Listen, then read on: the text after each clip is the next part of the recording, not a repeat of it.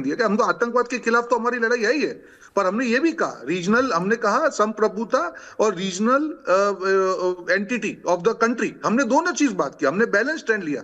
पर जब राजनीति में, विदेश नीति में राजनीति इकट्ठी होती है ऐश्वर्या जी, तब बहुत दुख होता है। आज हमारी पार्टियां ये पत्र लिखेगी, पत्र लिखने का समय या सरकार के साथ में खड़े रहने का समय है। हमको हमारी एनर्जी को सिक्योर करना है। होर्मुज की खाड़ी क्लोज होने से हमारा मेजर जो ऑयल सप्लाई वहां से आ रहा है, सरकार ने 74 डेज का रिजर्व बनाया हुआ है। सरकार का आज भी स्टेटमेंट आया कि हम उसको अभी डाइवर्ट कर रहे हैं। सरकार बहुत क्लियर कि 140 करोड़ भारतीयों का इंटरेस्ट हमको देखना है।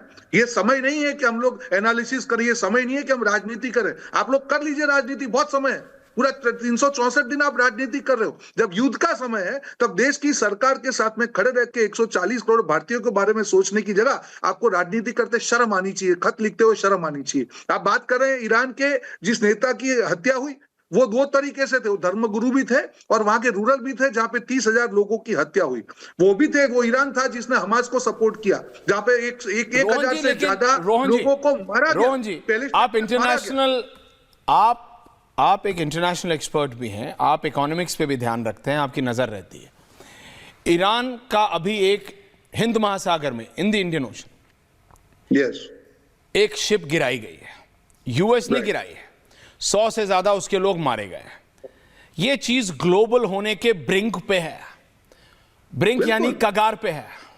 भारत अभी तक तटस्थ है, भारत ना इधर है ना उधर है। भारत ने, इसकी कोई ऑफिशियल जानकारी नहीं है कि भारत ने ना अपने हवा, ना अपने एयर स्पेस को, ना अपने वाटरवे को, ना अपने पोर्ट को इस्तेमाल करने दिया है, ना इनको ना उनको, किसी को नहीं। लेकिन रोहन जी, प्लीज समझाने की कोशिश कीजिए रत्नाकर त्रिपाठी कांग्रेस पार्टी के और अनुराग भदौरिया को। ये विदेश तो घूमते हैं, लेकिन जितनी जल्दी से मिडिल ईस्ट का नक्शा बदल सकता है, जो दिख रहा है वो सच में सबके लिए एक चिंता का विषय बन गया है। ऐसे में हमें पहले भारत के बारे में सोचना पड़ेगा, हमें अपनी इंटरनल पॉलिटिक्स के बारे में सोचना पड़ेगा। ईरान के बाद सबसे ज्यादा शिया हिंदुस्तान में है। तेहरान के बाहर किसी शहर में अगर सबसे ज्यादा शिया हैं तो वो लखनऊ है। अनुराग भदौरिया, लखनऊ, आपका Lucknow. That's how critical we have to be. That's how sensitive we have to be. Rohan Gupta and then Anurag Bhadoria. देखिए ऐश्वर्या जी, आपने बिल्कुल सटीक बात की कि ये समय है देश की जनता के बारे में सोचने का, हमारे अर्थतंत्र के बारे में सोचना है। जो हमारे भारतीय खाड़ी में है, करीब 90 लाख जो हमारे मिडल ईस्ट में भारतीय है, 10,000 भारतीय हमारे ईरान में है, 40,000 भारतीय हमारे इजराइल में है। तो सरकार का बहुत क्लियर कट है, हमारा स्टैंड क्लियर है कि हमको पहले भारतीयों की रक्षा करनी है। दूसरा, जो आपने कहा कि we are on the brink of third world war, उस समय पे सबको साथ में मिलकर राजनीति करने की जगह मुझे लगता है कि एक ही स्टैंड होना चाहिए कि नहीं, सरकार के हम साथ करें। और विपक्ष को आज इजराइल के ऑपोजिशन के साथ सीखना चाहिए कि उन्होंने क्या कहा कि कुछ भी हो हम सरकार के साथ में करें।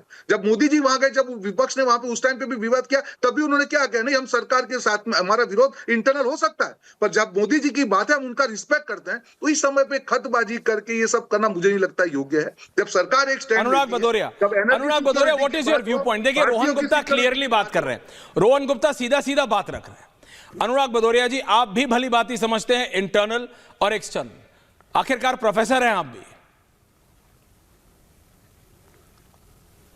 देखिए, आज होली का दिन है। मैं होली के इस शुभ अवसर पर सभी अपने साथियों को बहुत सारी बधाई दे रहा हूं।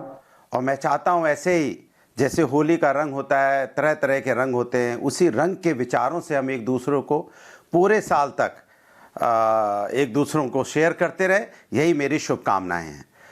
जब चूंकि होली का दिन है तो मैं चाहता हूं 2 लाइन से शुरुआत करूं, चूंकि विषय बहुत गंभीर है आपका।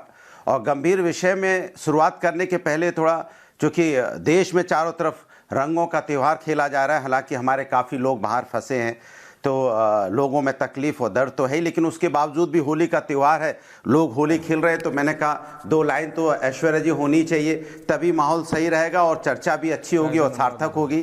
तो मैंने कहा, कागज पर सड़क चमकत बा, कागज पर सड़क चमकत बा, जमीन पर गड्ढा मुस्करावत बा।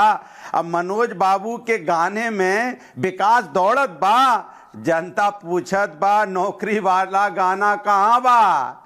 मनोज जी के सीने में बहुत दर्द बा, कुर्सियां ना मिलल बा, कोनो चिंता नहीं मनोज जी, बुरा ना मानो होली बा। तो ये ये मैं ऐश्वर्या जी, मनोज तिवारी की मैंने जिंदगी अपनी में बात बहुत से अपनी कठिनाइयां बात ऑलरेडी आप हैं। तक पहुंची। दिल्ली के वो बीजेपी के सांसद हैं, आप जो ये चुटकी उनके साथ ले रहे हैं ऑन अ साइड इफेक्ट। देखिए अखिलेश यादव और उनके बीच में जो चल रहा है वो हम देख रहे हैं। नहीं, वो अगले की जिंदगी में राजनीतिक चुटकी ऑलरेडी चल रही है। अब आपको 2-3 और करना आप कर दो, लेकिन असलियत बात यह है, it's a very serious issue. लाखों हिंदुस्तानी इस समय मिडिल ईस्ट में है अनुराग भदौरिया जी। अब मैं सीरियस, भारत को कोई भी डिसीजन, कोई भी स्टेटमेंट एक बार नहीं 100 बार सोच समझ के लेना पड़ रहा है। आप समझ रहे हैं, हिंद महासागर में, इंडियन ओशन में ईरान की एक शिप को अमेरिका ने उड़ा दिया है। 100 से ज्यादा लोग लापता है, 76 घायल है, कितने मर गए हैं पूरी जानकारी अभी तक बाहर आई नहीं है। ये हो रहा है as we speak. It is on a brink of going global. Anurag Bhadauria, समझिए क्या हो रहा है। देखिए मैंने पहले भी कहा था, फिर कह रहा हूं ऐश्वर्या जी, कि युद्ध के पक्ष में हम कभी नहीं होते हैं। हाँ। समाजवादी लोग कभी युद्ध के पक्ष में नहीं होते हैं, हम शांति की बात करते हैं, क्योंकि युद्ध किसी समस्या का समाधान हो ही नहीं सकता। कभी भी युद्ध अगर होगा तो सबका नुकसान होगा, और जो नुकसान होता है वो सबको भरपाई करनी पड़ती है। तो हम तो शुरुआत से कह रहे हैं, जो युद्ध चल रहा है इसको तत्काल रोकना चाहिए, और हिंदुस्तान को भी एक ऐसा रास्ता अपनाना चाहिए, क्योंकि युद्ध की पैरवी तो हम कभी करेंगे नहीं। हिंदुस्तान को भी एक ऐसा रास्ता अपनाना चाहिए जिससे सभी देशों में शांति हो। चूंकि हम शांति की बात तो कर ही सकते हैं, गांधी का देश है, सत्य अहिंसा पे चलने वाला देश है, तो हम शांति की बात तो कर ही सकते हैं। भाई ईरान से भी हमारे संबंध अच्छे रहे, ऐसा तो नहीं ईरान से हमारे संबंध खराब रहे। हम ईरान से भी अपने संबंध नहीं बिगाड़ सकते, क्योंकि ईरान भी बुरे वक्त में जब पाकिस्तान के साथ हमारा तनाव रहा है, तब ईरान ने हमेशा हमारा साथ ही दिया है। और उधर अमेरिका के साथ भी संबंध हमारे अच्छे हैं। और जहां तक इजराइल है, प्रधानमंत्री जी अभी होके आए हैं, तो सवाल उठता है कि ईरान से भी हमारे संबंध अच्छे हैं, अमेरिका से भी अच्छे हैं, इजराइल से भी अच्छे हैं। तो हमारे देश को चाहिए कि इन तीनों लोगों के बीच में ऐसी बात की जाए जिससे कि युद्ध शांति की तरफ हो, युद्ध विराम की तरफ हो। क्योंकि आपके अनुसार और हमारे अनुसार मिडिल ईस्ट में भारतीय बहुत रहते हैं, वो अपनी बिजनेस भी करते हैं, वहाँ रोजगार भी करते हैं, और वो रोजगार करके अपने परिवार को भी पाल रहे हैं। क्योंकि हम जानते हैं उत्तर प्रदेश से तो मिडिल ईस्ट में बहुत लोग रह रहे हैं, और ज़्यादातर वो वहाँ काम कर रहे हैं। अगर वो असुरक्षित महसूस करेंगे तो चिंता हमें तो होगी।